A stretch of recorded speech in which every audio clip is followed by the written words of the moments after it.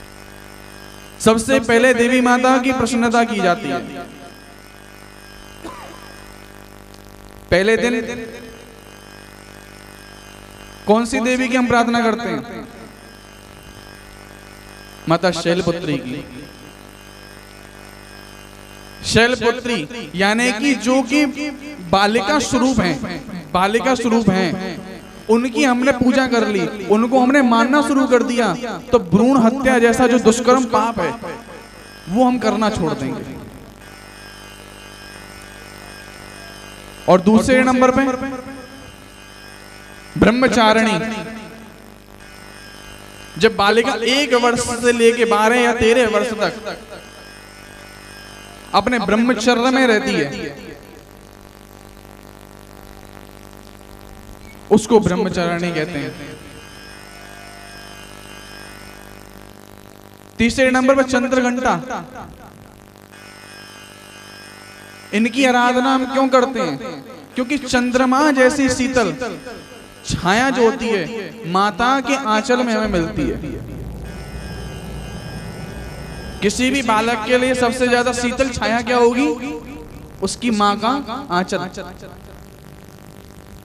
ये उसके बालक के लिए सबसे बड़ी ठंडी छाया होगी। सारे एसी फेल हैं जिसके आगे। फिर आती है माता कुष्मांडा, जिनसे कि सारी सृष्टि की रचना होती है, जो सृष्टि की रचयिता मानी जाती हैं। सृष्टि रची है, स्त्रियों का सबसे बड़ा योगदान होता है सृष्टि को रचने में। स्कंद माता, फिर माता अपने स्तनों से अपने बालक को लगाकर उसका पोषण करती है, उसके भविष्य का निर्माण करती है। स्कंद माता। छठवें नंबर पे माता कात्यायनी, जो अपनी पति के लिए व्रत अनुष्ठान इत्यादि कर करके काल चंडी का रूप ले लेती है। यमराज से भी भिड़ बैठती है। यमराज को कुछ ना समझे पति के लिए तो नो, पहले तो मुझसे भिड़ आके जब जाके मेरे पति के पास जाइयो। कात्यायनी काल रात्रि अपने परिवार पे कोई भी संकट आने वाला होगा, जैसे नहीं कि माता बहनें घर में बीमार हो जाती हैं और घर का पुरुष या बालक जो भी है वो थोड़े से बीमार हो जाएं, अरे आप दिखाया हो पहले, मैं तो बाद में दिखा लूंगी। तो अपनी परवाह ना करते हुए दूसरों की परवाह करना, ये भी स्त्री में ही सहनशीलता बताई जाती है। इसके बाद में महागौरी की पूजा बताई जाती है 8वें नंबर पर, क्योंकि ये शुद्धता की देवी है। क्योंकि मां से ज्यादा शुद्ध कोई हो नहीं सकता। इसके बाद में सबसे ज्यादा सिद्धिदात्री 9वें नंबर पे। सिद्धिदात्री में क्या होता है कि जब स्त्री वृद्ध की कगार पे आ जाती है, वृद्ध हो जाती है, उनका हाथ हमेशा ऐसे रहता है आशीर्वाद देने के लिए, अपने बालकों को, अपने परिवार को आशीर्वाद देने के लिए हाथ ऐसे रहता है कि मेरा परिवार बढ़िया बना रहे, संतुष्ट बना रहे, किसी की नजर मेरे परिवार को ना लगे, ऐसा मेरा परिवार बना रहे। इतना त्याग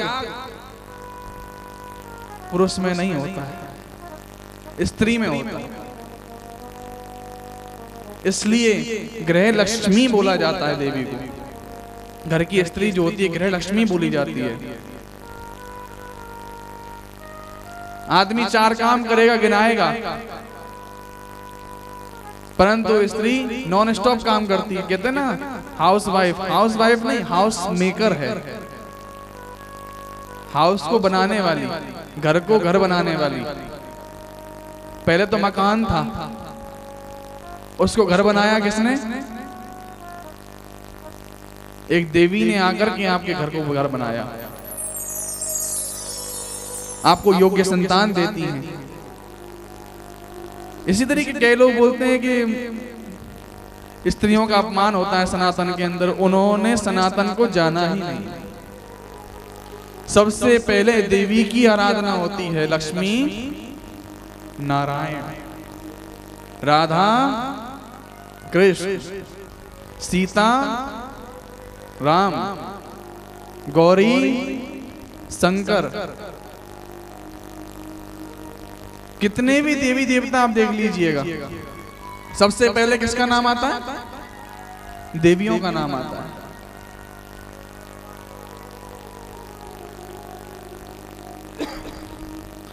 अभी और ऐसे ही कुछ लोग बोलते हैं कि हमारे जो हम भोग लगाते हैं भगवान को, क्या भगवान आपके भोग ग्रहण करते हैं? पत्थर की मूर्ति क्या भोग ग्रहण करेगी? हम कहते हैं करती है। भाव से खिला के तो देखो, भाव के भूखे हैं भगवान। जब भी आप अंदर जाते होंगे, बाबा गीलाराम जी की वहां जो प्रतिमा जो लगी हुई है, आपको लगता है कभी कभी आंख बंद करके सामने जब बैठो आप अगर, तो आपको साक्षात लगेगा कि अभी कुछ बोलने वाले हैं क्या? देखो, आपने अनुभव किया हो चाहे ना किया हो, पर हमने तो अनुभव किया है। जैसे अभी हमसे बात करने वाले हैं, मैंने मैया को पिछली बार बताया था, माता हमारी बैठी है सामने, मैंने पिछली बार बोला था कि बाबा ने बोल दिए कि अगली बार आएगा तू, और बाबा ने वाकई देखिए हमें बुलाया है। हम थोड़ी ना आए, बुलाया है किसने? बाबा ने बुलाया।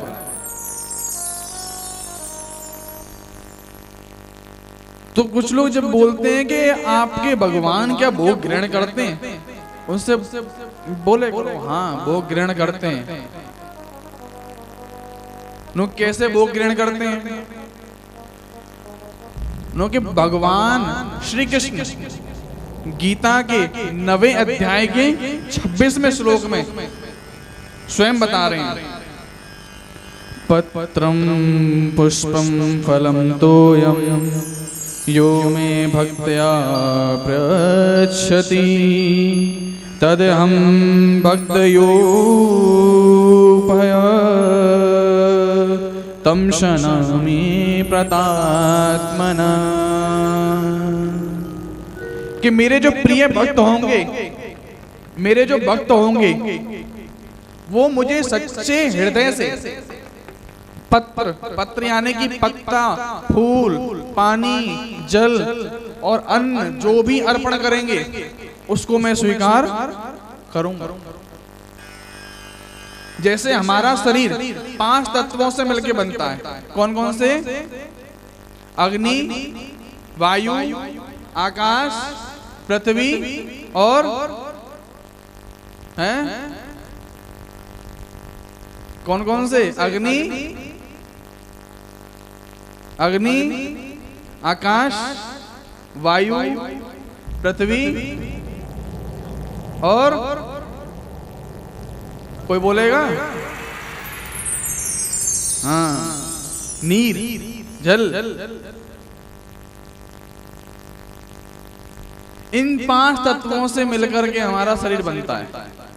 इन 5 तत्वों की हमें आवश्यकता होती है, जो कि हमें भोजन के अंदर मिलती है, अन्न के अंदर मिलती है। हमारे देवी देवताओं का शरीर 5 तत्वों से मिलके नहीं बनता।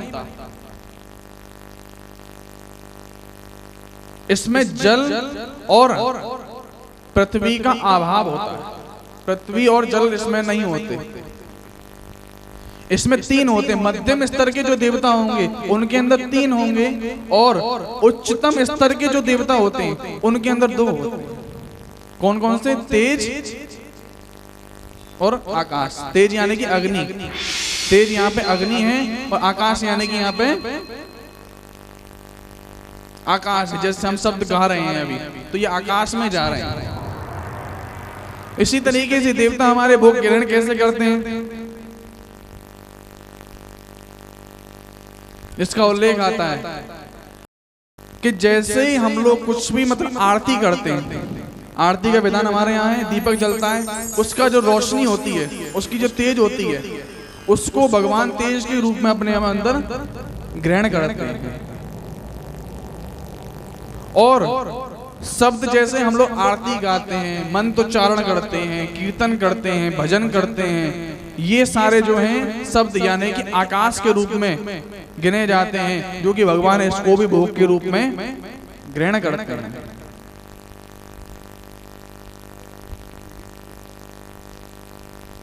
अब देखो, सबके जीवन में कभी ना कभी कठिनाई तो आती है। ऐसा कोई व्यक्ति नहीं होगा कि अपने जीवन में कोई भी असफल ना हुआ हो। कोई भी काम आपने शुरू किया और आप असफल ना हुए हो, ऐसा कोई भी व्यक्ति हो नहीं सकता। कोई है क्या? कोई भी काम आपने स्टार्ट किया हो, आपको असफलता पहले देखनी पड़ेगी। परंतु एक ऐसे हैं जिन्होंने कभी असफलता का मुंह देखा ही नहीं। कौन है? हनुमान जी। हनुमान जी ने कभी भी असफलता का मुंह कभी नहीं देखा। एक समय की बात है, राम रावण युद्ध चल रहा था। राम रावण युद्ध जब चल रहा था ना, उस दौरान क्या हुआ? उस दौरान में रावण ने देखा कि मेरी सेना का नाश होए जा रहा है। ये हनुमान जो है आगे से तो मारता ही है, पीछे इसकी पूंछ भी कमाल करती है। पूंछ में लपेट लपेट के मारता है। हाथों से मारे तो ठीक, गदा से मारे तो ठीक, पूंछ में लपेट लपेट के मार रहा है। मेरी सेना बचे तो बचे कैसे? तो उन्होंने युक्ति लगाई कि मेरे पास में ऐसे 1000 राक्षस हैं जो कि अमर हैं, वो मर नहीं सकते, और यहाँ पे हनुमान जी भी अमर हैं, इनकी मृत्यु नहीं बताई गई। तो अभी क्या हुआ, यहाँ पे रावण ने आदेश दिया कि आप जाओ और वहां पे युद्ध करो। और रावण ने निकलते समय उन अमर राक्षसों को भी संकेत में बता दिया कि वहां पे एक वानर होगा हनुमान नाम का, उससे दूर रहना थोड़ा। नो क्यों प्रभु, हम तो अमर हैं। नो के भले ही तुम अमर हो, पर उससे फिर भी दूर रहना। नो के ठीक है, देखा जाएगा। उन 1000 राक्षसों ने बात नहीं मानी, गए। अब विभीषण ने जाकर के राम जी को बताया कि भगवान, हम लोग युद्ध तो कर सकते हैं, चिरकाल तक युद्ध कर सकते हैं, परंतु जीतना असंभव है। हम जीते इसका कुछ दृढ़ निश्चय नहीं कर सकते। तो उन्होंने कहा कि क्या किया जाए? हनुमान जी कहते कि दास आपके सामने खड़ा है, आज्ञा दीजिए। उन्होंने कहा, हे हनुमान, तुम लड़ोगे कैसे? वो अमर हैं। क्योंकि आप दास पर छोड़ दीजिए, लड़ना मेरा काम है। आपके प्रताप से मैं उनको पहुंचाया हूं अपने यथा स्थान पर। ऐसा ही हुआ। वहां पे युद्ध जब छिड़ा है, युद्ध में 1000 राक्षस सामने आने लगे, और हनुमान जी ने उनको पूंछ में लपेटा। मर तो सकते नहीं है। अब क्या होगा? उन राक्षसों ने कहा कि हनुमान देखो, आप अनीति कर रहे हो, हमें ब्रह्मा जी का वरदान है, हम मर नहीं सकते। कि फिर तो और अच्छी बात है। पूंछ में लपेट करके पृथ्वी से इतने ऊपर उड़े जैसे गुरुत्वाकर्षण जहां अंतरिक्ष आता है ना, वहां तक पहुंच गए। और वहां जाकर के उनको छोड़े आए। लो बने रहो अमर, तुम मर सकते नहीं हो, नीचे आ नहीं सकते। 1000 राक्षसों को वहीं की वहीं छोड़े आए हो। जब तो कहते हैं संकट कटे मिटे सब पीरा, जो सुमरे हनुमत बलबीरा। जहां भी संकट हो, किसी भी प्रकार का संकट हो, हनुमान जी का नाम याद कर लेना। और एक उपाय बताएं, घर में कभी संकट ना आए और धन लक्ष्मी आ जाए, कौन नहीं चाहेगा? महाराज जी जल्दी बताओ इस काम को, तो कथा बाद में कही हूं, जा काम है पहले बताओ। 2 कटोरी लेना, एक कटोरी के अंदर जल लेना थोड़ा सा, उसके अंदर गंगा जल की 2-3 बूंदें डाल देना, पूरा गंगा जल बन गया। खाली कटोरी बगल में रखना। हनुमान चालीसा में 3 दोहे हैं, 2 तो शुरू में और 1 आखिरी में, और 40 चौपाई हैं। टोटल कितने हो गए? 43 चम्मच। उसमें से एक एक दोहा बोलना है, एक एक चौपाई बोलनी है, उठा करके उसमें दूसरे में डालना है। और जो जल बनेगा उसको पूरे गल में छिड़काव करना, और जितने घर में मेंबर हों उन सबको थोड़ा थोड़ा पिला देना। 1 महीने के अंदर इसका परिणाम है। कुछ भी संकट हो घर के अंदर, कुछ भी रोग हो शरीर के अंदर, सारे इन चीजों से निवारण हो जाता है। कहते हैं ना रामबाण दवाई, ये रामबाण दवाई है।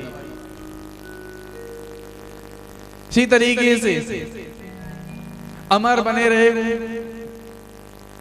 अब देवताओं का शरीर जैसे हमने बताया कि 5 तत्वों का नहीं होता है, 2 तत्वों से मिलकर बनता है। ऐसे ही पूजा पद्धति में हमारे में रक्षा सूत्र बांधने का एक नियम है। रक्षा सूत्र यानी कि कलावा, कलाई में बांधने के कारण इसको क्या बोलते हैं? कलावा बोलते हैं इसको। कई जगह मोली भी बोलते हैं। तो इसको अविवाहिता और पुरुष सीधे हाथ में बांधे, ये उल्लेख होता है इसका। और जो विवाहिता हैं, जिनकी शादी हो गई है स्त्रियों की, वो अपने उल्टे हाथ में इसका प्रयोग करते हैं। इसमें मुख्यतः 3 रंग होते हैं, लाल, पीला और हरा। ये त्रिदेव और त्रिदेवियों का मिलन बताया जाता है। इसमें ही तीनों का योग बताया जाता है। और ये कुछ भी हमारे हाथ से अनित कार्य ना हो जाए, इससे हमें रोकता है। और जब आप ये रक्षा सूत्र पहनते हैं तो उस समय मंत्र क्या बोला जाता है? ये न बद्धो बलि राजा दानवेंद्रो महाबले, तेन तो वामनो बदनामी रक्षे माचल माचल। इस मंत्र को बोलने से आपके संकट इत्यादि सब कटते हैं।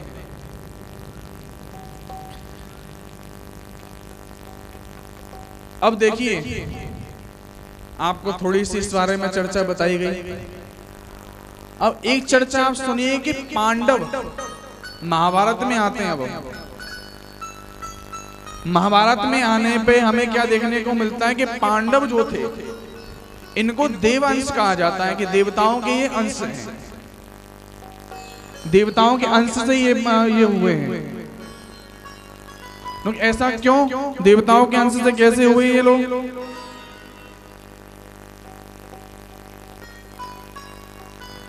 ये देवताओं के अंश से इसलिए हुए क्योंकि उस समय अनित काल ज्यादा बढ़ गया था। अधर्मी लोग, राक्षस प्रवृत्ति के लोग ज्यादा हो गए।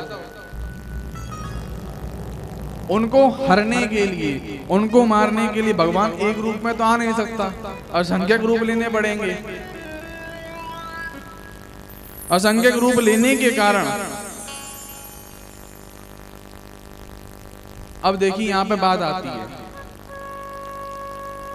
कि भगवान राम रूप में आए थे, तो अगला अवतार कृष्ण रूप का क्यों लिया? राम रूप में ही ले लेते। भगवान विष्णु भी आपको बता रहे हैं, समय के हिसाब से आपको भी अलग अलग परिस्थितियों में, अलग अलग वातावरण में अलग अलग कार्य आपको करने पड़ेंगे। भगवान राम थे मर्यादा पुरुषोत्तम, और यहाँ पे लड़ने वाला रावण जो था वो भी मर्यादा का पालन कर रहा था। रात्रि होते हुए युद्ध विराम हो जाता था, युद्ध बंद हो जाता था, युद्ध बंद कर दिया जाता था। अब पर राम जी अगर महाभारत काल में आते, यहां तो कुछ नियम था ही नहीं, यहां तो कोई नियम का पालन कर ही नहीं रहा था। अगर राम जी मर्यादा खेलते रहते, क्या अर्जुन की टीम कभी जीत पाती? भगवान को छल का इस्तेमाल करना पड़ा, क्योंकि छल के साथ में छल ही काम करेगा।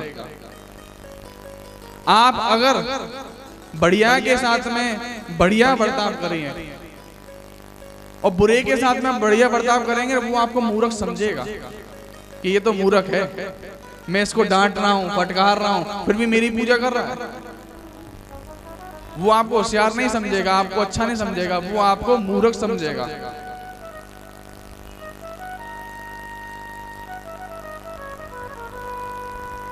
इसीलिए कभी भी कुछ भी आपको कार्य करना हो, कभी भी आपको जाना हो, संकट कौन काटती है हमारी ब्रज के अंदर? श्री राधे राधे श्री किशोरी जी। कौन काटता संकट? राधा रानी। बिना राधा रानी का टेढ़ी टांग बारो ना चलेगो, तुम्हारे पीछे तो बू ना आवेगो, बाहुए ना मना पाएंगे तुम। अगर टेढ़ी टांग वारे मनानो है ना, पहले सीधी सादी मनाना पड़ेगा, भोली वाली मनाना पड़ेगा, जब टेढ़ी टांग वारो पीछे आवे हो छलिया ना। जे काऊ के हाथ ना आया रो आज तक, ये तो मैया यशोदा के हाथ ना आयो, तुम्हारे हाथ के अंते आ जावे वो जी। झूठ बोलने में माहिर, माटी खा रखी है, माटी मुंह पे लग रही है। मैया पूछ रहे चौरेदारी की, तूने माटी खाई है? झूठ, मुंह पे झूठ। नाय मैया मैंने माटी नाय खाई, मैया तेरी सू मैंने माटी नाय खाई। नो अच्छो लाला झूठ बोल लो है। नो नाय मैया झूठ नाय बोल लो, मुंह देख ले मेरा। मुंह खुलवायो तो पूरो ब्रह्मांड। और मैया घबराए गई कि लाला के मुंह में तो घुसको, राक्षस घुसको जाके मुंह में। तो कभी भी मनाना हो तो राधा रानी को मनाना ऐसे। राधे राधे जपा करो, कृष्ण नाम रस पिया करो। राधे राधे जपा करो, कृष्ण नाम रस पिया करो। राधे राधे जपा करो, कृष्ण नाम रस पिया करो। राधे राधे जपा करो, कृष्ण नाम रस पिया करो। राधे राधे जपा करो, कृष्ण नाम रस पिया करो। राधे राधे जपा करो, कृष्ण नाम रस पिया करो। राधे राधे जपा करो, कृष्ण नाम रस पिया करो। राधे राधे जपा करो, कृष्ण नाम रस पिया करो। राधे देगी तुमको शक्ति, मिलेगी तुमको कृष्ण की भक्ति। राधे देगी तुमको शक्ति, मिलेगी तुमको कृष्ण की भक्ति। राधे देगी तुमको शक्ति, मिलेगी तुमको कृष्ण की भक्ति। राधे देगी तुमको शक्ति, मिलेगी तुमको कृष्ण की भक्ति। राधे राधे कृपा दृष्टि बरसाया करो। राधे राधे जपा करो। राधे राधे जपा करो, कृष्ण नाम रस पिया करो। श्री राधा रमण लाल की जय हो।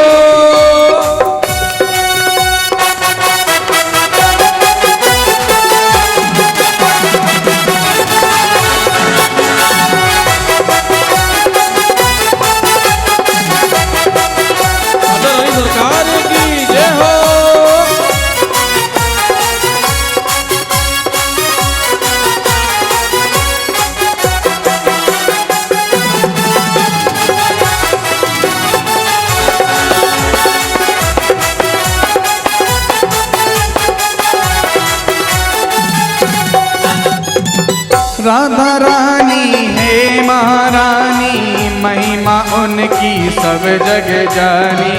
राधा रानी है महारानी, महिमा उनकी सब जग जानी। क्यों भैया, समझ में नहीं आ रहा भजन क्या? आ रहा है ना? हाथ ऊपर करो, सारे हाथ ऊपर करो और झूमते हुए नजर आने चाहिए सारे में। राधा रानी का नाम है ये। देखो हाजिरी अभी लगवानी नहीं लगवानी? लगवानी है। वृंदावन पहुंचना है, बैठे बैठे वृंदावन पहुंचना है, यहीं बैठे बैठे पहुंचवाएंगे। राधा रानी है महारानी, महिमा इनकी सब जग जानी। राधा रानी है महारानी, महिमा इनकी सब जग जानी। राधे चरणों में चीत लगाया करो, राधे राधे लगाया करो, राधे राधे जपा करो, राधे जपा करो, कृष्ण नाम रस पिया करो। राधे राधे जपा करो, कृष्ण नाम रस पिया करो। राधे राधे जपा करो, कृष्ण नाम रस पिया करो। ब्रजमंडल में गूंज है राधे, कृष्ण की ये तो प्राण आधारे। गूंज है राधे, कृष्ण की गूंज है राधे। ब्रजमंडल की गूंज है राधे, कृष्ण की ये तो प्राण आराधे। कृष्ण में गूंज है राधे, कृष्ण की ये तो प्राण आराधे। ऐसी योगल छवि को रस गाया करो, राधे राधे जपा करो, राधे राधे जपा करो, कृष्ण नाम रस पिया करो। राधे राधे जपा करो, कृष्ण नाम रस पिया करो। राधे राधे जपा करो, कृष्ण नाम रस पिया करो। राधे राधे जपा करो, कृष्ण नाम रस पिया करो। राधे राधे जपा करो, नाम रस पिया करो। कृष्ण नाम रस पिया करो, कृष्ण नाम रस पिया करो, कृष्ण नाम रस पिया करो।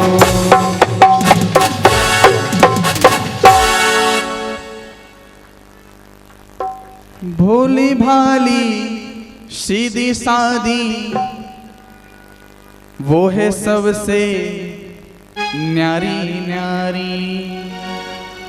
भोली भाली सबसे प्यारी, वो है सबसे न्यारी न्यारी। राधे चरणों में शीश झुकाया करो, राधे राधे जपा करो, राधे राधे जपा करो, कृष्ण नाम रस पिया करो। राधे राधे जपा करो, कृष्ण नाम रस पिया करो।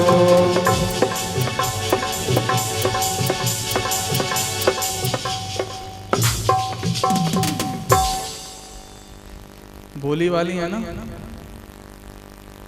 जब भी तो बहकाए आते हो उसको कि हाँ राधे रानी हम तुम्हारा भजन करेंगे, हम तुम्हारा कीर्तन करेंगे। करते हैं? नहीं करते। राधा रानी का जो महल है ना बरसाने में, नीचे उतरते भूल जाते हैं, भूल जाते हैं ना, याद नहीं रहता। देखो राधा रानी की कृपा कितनी तगड़ी है। एक बार की बात है, एक मोर बड़ी अच्छी तरह नृत्य कर रहा, नृत्य बड़ी अच्छी तरह कर रहा, बहुत बढ़िया नृत्य लगा रहा, बढ़िया बढ़िया। और ठाकुर जी सामने खड़े,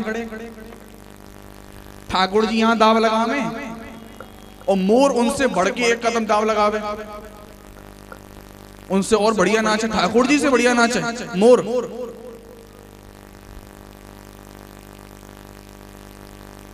क्योंकि ऐसे बहुत देर तक चलता रहा। ठाकुर जी बढ़िया दाव लगावे और यहाँ मोर जो है और बढ़िया दाव लगा दे।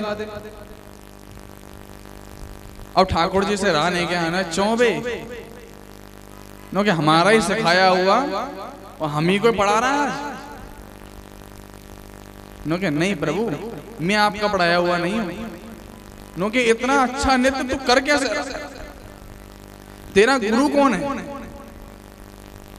क्योंकि एक से एक तो दाव लगा रहा है, तेरा गुरु कौन है? कहां है तेरा गुरु? और ऐसे ही जाते जाते जाते जाते मोर ठाकुर जी को अपने पीछे ले लेके जाता है। और कुंज की जो झाड़ियां हैं हमारे ब्रज में, कुंज की झाड़ियां बोली जाती है। जैसे आप नदी वन में कभी जाएंगे, वहां वृक्षों का इतना घेराव है कि उसमें आपको लगेगा कि झाड़ियों में पता नहीं कहां खो गए।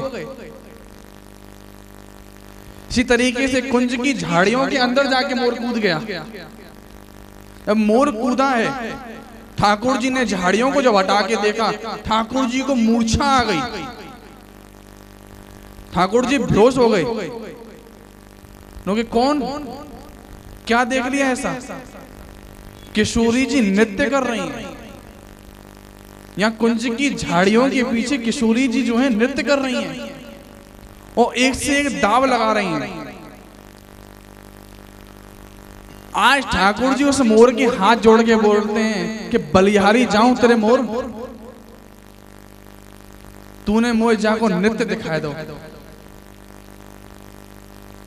नो के तेरो मेरे पे एहसान रहेगा पूरे जीवन भर, जीवन भर तेरा एहसान रहेगा मेरे ऊपर। और एहसान चुकाने के लिए मैं तेरा जो पंख है उसको मैं अपने शीश पे धारण करूंगा, अपने मुकुट में मैं तेरे पंख को धारण करूंगा।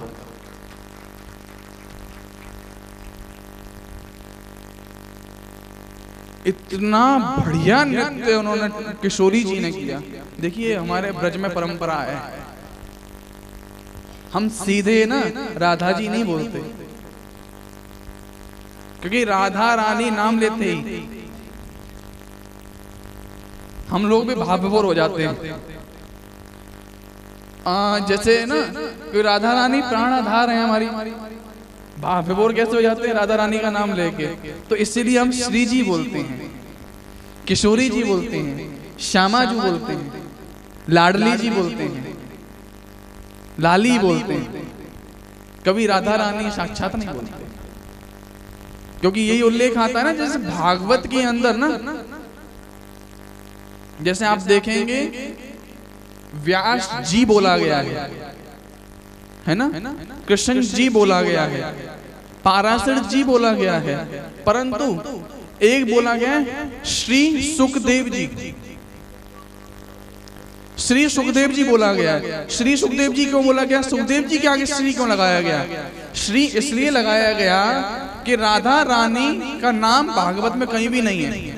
पूरी भागवत में 12 स्कंद 335 अध्याय और 18,000 श्लोकों में राधा रानी का नाम ही नहीं है। क्यों? जब परीक्षित जी को जब सुनाने बैठे थे सुखदेव जी, उन्होंने बताया कि राधा रानी में नाम लूंगा, अगर राधा नाम लूंगा तो मैं 6 महीने की समाधि में चले जाऊंगा, अश्रु मेरे रुकेंगे नहीं, तो मैं कथा तेरे को कब सुनाऊंगा? और 7 दिन के अंदर परीक्षित की मृत्यु है यहाँ पे, क्योंकि मैं तेरे को कथा कब सुनाऊंगा? तो उन्होंने यहाँ पे उल्लेख निकाला कि हम यहाँ पे श्री का प्रयोग करेंगे, यहाँ वधु का प्रयोग करेंगे, यहाँ पे हम लोग श्यामाजू का प्रयोग करेंगे, परंतु राधा रानी हम लोग साक्षात नहीं बोलेंगे। राधा रानी नहीं बोला उन्होंने कभी भी। और ब्रज के अंदर कभी जाओ ना तो आप भी राधा रानी मत बोलना, उनको इतना प्यारा लगता नहीं है नाम। उनको प्यारा पता कौन सा नाम लगता है? श्यामा जी, किशोरी जी, लाडली जी। तो जब मोर ने इतने बढ़िया बढ़िया दाव लगाए ना, बढ़िया बढ़िया दाव लगाए हैं, मोर पे बलिहारी हो गए भगवान। और मोर पंख कहां धारण किया? अपने शीश पे, अपने मुकुट में। और आज भी कान्हा जी के हम लोग कभी मोर मुकुट लगाते हैं, मोर मुकुट अलग होता है, वो कितने सुंदर लगते हैं ठाकुर जी। क्योंकि ब्रज के अंदर तो मोर बोलते रहते हैं ना। वृंदावन बोले मोर, हाँ मोर, गोकुल में शोर भयो भारी। वृंदावन बोले मोर, हाँ मोर, गोकुल में शोर भयो भारी। वृंदावन बोले मोर, हाँ मोर, गोकुल में शोर भयो भारी। गोकुल में शोर भयो भारी, गोकुल में शोर भयो भारी। गोकुल में शोर भयो भारी, गोकुल में शोर भयो भारी। वृंदावन वृंदावन वृंदावन बोले मोर, हाँ मोर, गोकुल में शोर भयो भारी। वृंदावन बोले मोर, हाँ मोर, गोकुल में शोर भयो भारी।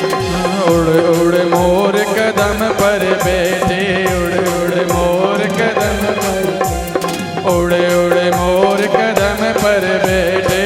उड़ मोर के रंग बरसे, बैठे पंख मरोड़, मरोड़, गोकुल में शोर भयो भारी। वृंदावन बोले मोर, हाँ मोर, हाँ गोकुल में शोर भयो भारी। ओ टप टप टप टप पेंच गिरत है, टप टप टप टप पेंच गिरत है। टप टप टप टप पेंच गिरत है, टप टप टप टप पेंच गिरत है। पेंच का मतलब क्या है यहाँ पे? पेंच, पेंच का अर्थ क्या है यहाँ पे? मोर के पंख, मोर के पंख जो हैं टप टप टप टप गिर रहे हैं ब्रज के अंदर, और उनका पीछा करते करते ठाकुर जी भागे चले जा रहे हैं। किसके लिए? श्यामाजू के लिए, पीछा करने के लिए। श्यामाजू के दर्शन करा दे, क्योंकि तेरे दर्शन से मैं बलियारी जाऊं। और क्यों, क्या कहते हैं? टप टप टप टप पेंच गिरत है, टप टप टप टप पेंच गिरत है। बीने नवल किशोर, हाँ किशोर, गोकुल में शोर भयो भारी। वृंदावन बोले मोर, हाँ मोर, गोकुल में शोर भयो भारी। वृंदावन बोले मोर, हाँ मोर, गोकुल में शोर भयो भारी। गोकुल में शोर भारी, गोकुल में शोर भयो भारी, गोकुल में शोर भयो भारी।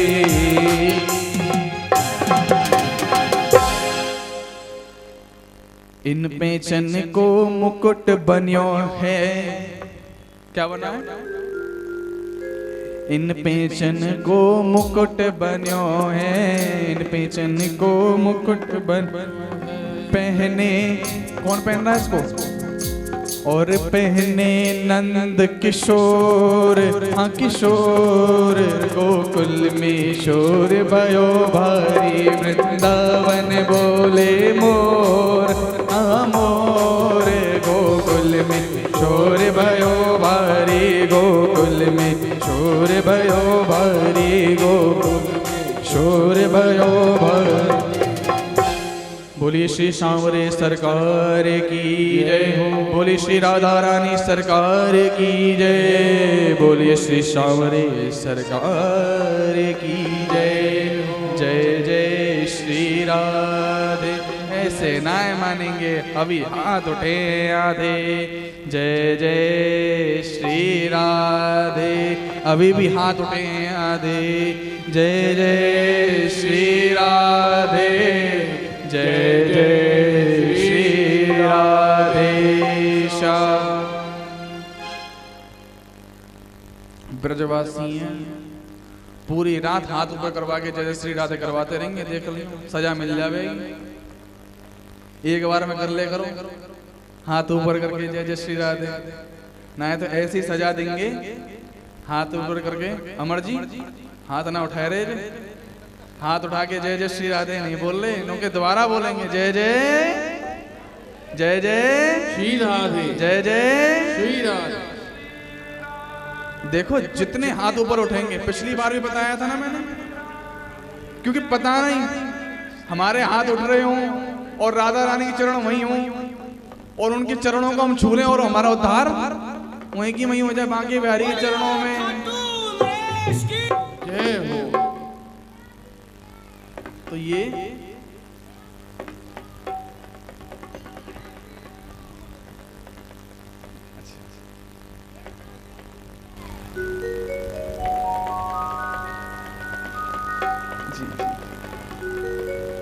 आज बड़ा ही अद्भुत दृश्य है।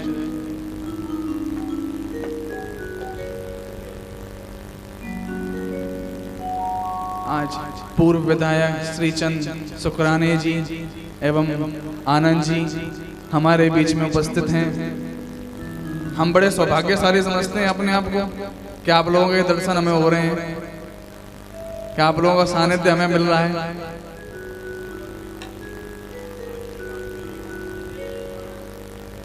बोल बाबा हरदास राम जी की जय हो। बोल बाबा किलाराम जी साहेब की जय हो। बोल बाबा कंवर राम जी साहेब की जय हो। हम कहाँ चल रहे थे, किन के बारे में बताना चाह रहे थे हम? मोड़ तो दृष्टांत था बीच में, बता किसके बारे में रहे थे? हम भी तो देखें ध्यान कहाँ पे है, ध्यान हमारी तरफ है कि नहीं है? कहीं आज गुलाब जामुन बड़े नरम नरम बने, उनकी तरफ तो ध्यान नहीं चलेगा कहीं हैं? कि हमने तो खा ली है ना, हमें पता है वो गुलाब जामुन बड़े नरम नरम बने।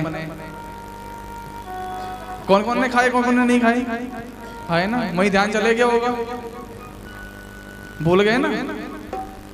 पांडवों के बारे में हम बता रहे थे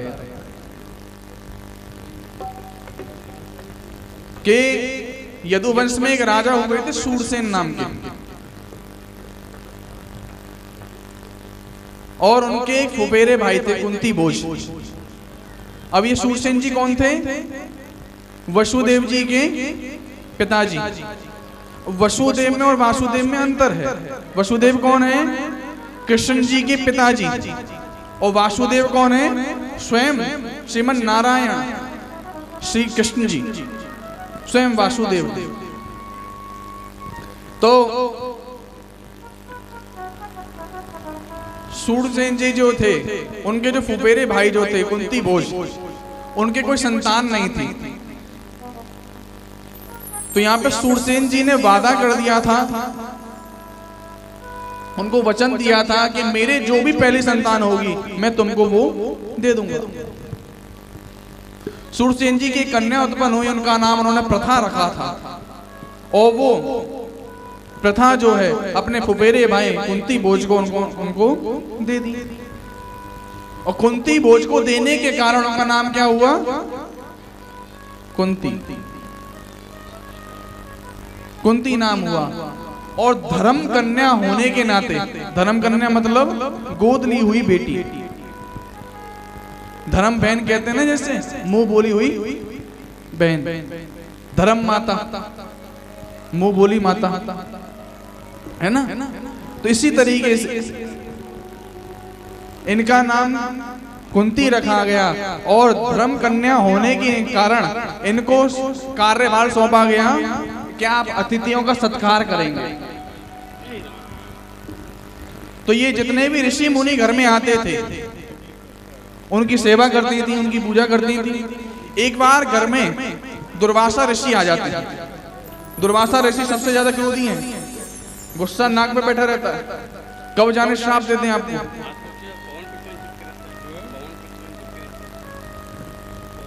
पता नहीं कब आपको श्राप दे दें। ऐसे क्रोधी ऋषि को उन्होंने प्रसन्न कर लिया। प्रसन्न जब कर लिया, प्रसन्न करने के बाद में अब आप एक चीज देखिए, हमारे जो ऋषिगण जो होते हैं, संतगण जो होते हैं, वो दूरदृष्टि के होते हैं। उनको पहले का आभास हो जाता है कि इसको क्या चीज की आवश्यकता पड़ेगी। तो उन्होंने आदेश क्या, उनको वरदान क्या दिया कि तू जिस भी देवता का आह्वान करेगी, मैं तेरे को एक मंत्र देता हूं, तू जिस भी देवता का आह्वान करेगी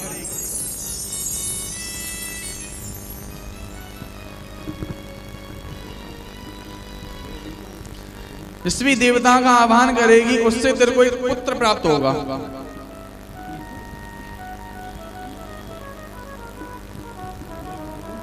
अब जब ये वरदान उनको मिल गया, दुर्वासा ऋषि ने कहा यां यां देवं त्वमेतेन मंत्रिणा वाहयिष्यसि तस्य तस्य प्रसादेन पुत्रस्व भविष्यति। मैं तुम्हें मंत्र देता हूं, इस मंत्र का जब जब तुम आह्वान करोगी तुम्हें एक पुत्र की प्राप्ति होगी उस देवता से। इतना सब होने के बाद में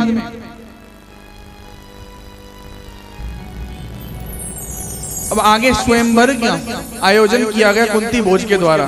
किसके लिए? कुंती के लिए। और कुंती ने किनको पसंद किया? कुंती ने भरत वंश शिरोमणि पांडु को अपना वर नियुक्त किया था, वर चुना था। पहली पत्नी पांडु की कुंती थी और दूसरी पत्नी मद्र देश के नरेश साल्व जो थे उनकी बहन माद्री, उनसे उनका दूसरा विवाह हुआ था। पांडु ने बहुत सारे युद्ध लड़े, अपना चक्रवर्ती राजा हो गए, सारे विश्व में उनका एक छत्र राज था। अब उन्होंने कहा कि मैंने राज बहुत भोग लिया है, अब मैं कुछ विश्राम चाहता हूं। अपना समय मैंने अपनी पत्नियों को नहीं दिया, आज मैं अपना समय अपनी पत्नियों को देना चाहता हूं कुछ समय। तो उन्होंने निश्चित किया कि मैं अपना राजपाट पे, अपनी गद्दी पे अपने भाई जो हैं, जो कि नेत्रहीन है धृतराष्ट्र, उनको अपनी गद्दी पे नियुक्त करता हूं। मैं कुछ समय के लिए, जब तक मैं नहीं आता हूं, जब तक मेरे भाई इस राज्य का पालन करेंगे, इस राज्य में जो भी निर्णय लेंगे वो ये लेंगे। मैं जाता हूं कहां पे? वन में। वन में जाते हैं, कुछ समय तक विहार चलता रहता है दोनों को। एक समय क्या होता है कि पांडु आखेट करने के लिए, आखेट यानी कि शिकार खेलने के लिए जाते हैं। शिकार खेलते खेलते एक जो जोड़ा था, पांडु ने उन पे अपना बाण चला दिया और उस समय उनकी मृत्यु हो गई। और ये हिरण कोई और नहीं थे, ये ऋषि दंपति थे। ऋषि थे और उनकी पत्नी थी, जो हिरण के रूप में अपना विहार कर रहे थे, वन में विचरण कर रहे थे। अब जब बाण लगा है तो ऋषि ने श्राप दिया कि तूने मुझे स्त्री सहवास के समय बाण मारा है, जा तेरी मृत्यु भी स्त्री सहवास में जब तू जाएगा उस समय तेरी मृत्यु हो जाएगी। स्त्री के पास जब तू जाएगा जब तेरी मृत्यु हो जाएगी।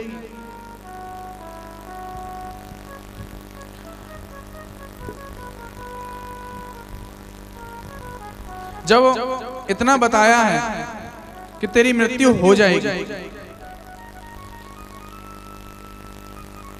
सारा कुछ त्याग करके पांडु जो है वन में ही रह जाते हैं। परंतु उनके मन में पुत्र कामना जगी रहती है कि हमारा राज आगे चलना है, हमें वंश चाहिए। तो उन्होंने कुंती से कुछ योजना लगाने के लिए कहा। तो कुंती ने कहा कि मुझे देवताओं का वरदान प्राप्त है, दुर्वासा ऋषि ने मुझे वरदान दिया था कि मैं किसी भी देवता को प्रसन्न अगर कर लेती हूँ या आह्वान करती हूँ तो मुझे उनसे एक पुत्र मिलेगा। तो उन्होंने कहा, पांडु ने कहा कि सबसे पहले तुम धर्म का आह्वान करो, अगर धर्म रहेगा तो सब कुछ रहेगा। तो उन्होंने धर्म का आह्वान किया। धर्म आवाह शुभे सही लोकेषु पुण्य भा धर्मेण चापि दत्तस्य ना धर्मे रसस्तमना। ये धर्म का आह्वान जब किया, धर्मराज प्रस्तुत हो गए। धर्मराज यानी कि यमराज। यमराज को क्या कहते हैं? धर्मराज। धर्म का कांटा उनके पास है। उन्होंने उनको आशीर्वाद दिया, मेरे से प्रेरित होकर के तुझे एक पुत्र प्राप्त होगा, इसका नाम युधिष्ठिर होगा। ईश धर्म प्रथा श्रेष्ठो भविष्यति नरोत्तम विक्रांत सत्य वाक्तवे राजा प्रथम भविष्यति युधिष्ठिर इति ख्यात पांडो प्रथमज श्रुत भविता पतितो राजा त्रिषु लोकेषु विश्रुता। कि उसका लोक में तीनों लोकों में प्रसिद्ध होगा और युधिष्ठिर उसका नाम होगा।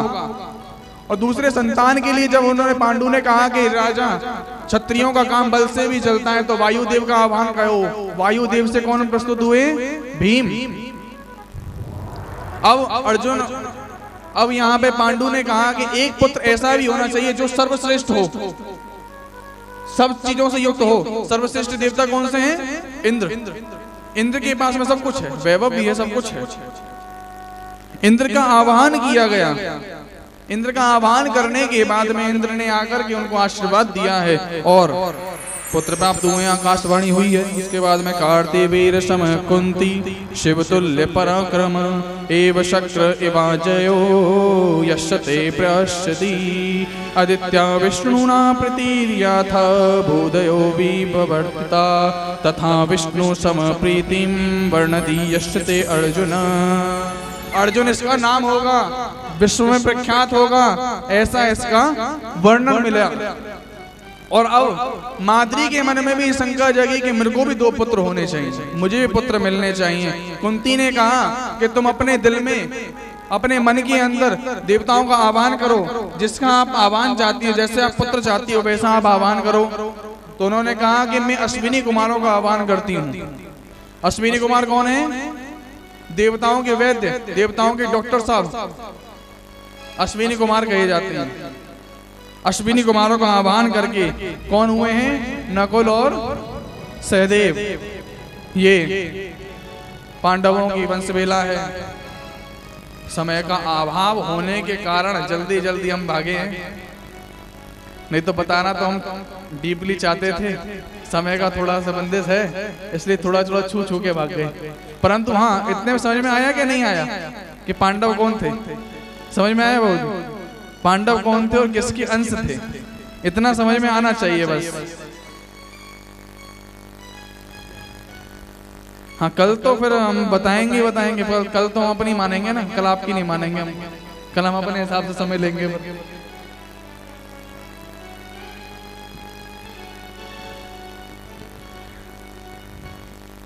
तो आज कथा का, आज प्रवचन, प्रथम दिन के प्रवचन का हम यही विश्राम देते हैं और एक राधा रानी को आखिरी में मनाते हुए। देखो जी, बिना राधा रानी के काम ना चले। जितने वो भजन गा ले मैं राधा रानी के उतने ही कम है। अब कह रहे होंगे महाराज जी ने शुरू से राधा रानी के भजन गाए हैं आज सारे। कन्हैया को देखो ना गायो, कन्हैया तो ऑटोमेटिक आ जावे राधा रानी में, तो गावे की जरूरत ही ना है। ओ तीनों लोकन से न्यारी, तीनों लोकन से न्यारी राधा रानी हमारी। तीनों लोकन से न्यारी राधा रानी हमारी।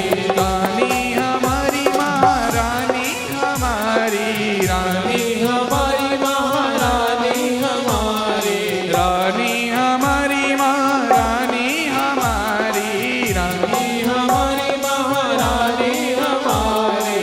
तीनों लोकन से न्यारी राधा रानी हमारी। तीनों लोकन से न्यारी राधा रानी हमारी। सर्वेश्वरी जगत कल्याणी, सर्वेश्वरी जगत कल्याणी। ब्रज की मालिक राधा प्यारी, ब्रज की रानी राधा रानी। यहाँ कोई न रहता भिखारी, यहाँ कोई न रहता भिखारी राधा रानी हमारी। कोई न रहता भिखारी राधा रानी हमारी। तीनों लोकन से प्यारी राधा रानी हमारी। तीनों लोकन से प्यारी राधा रानी। जय राधे राधे, जय राधे राधे, राधे राधे राधे, राधे राधे राधे, राधे राधे।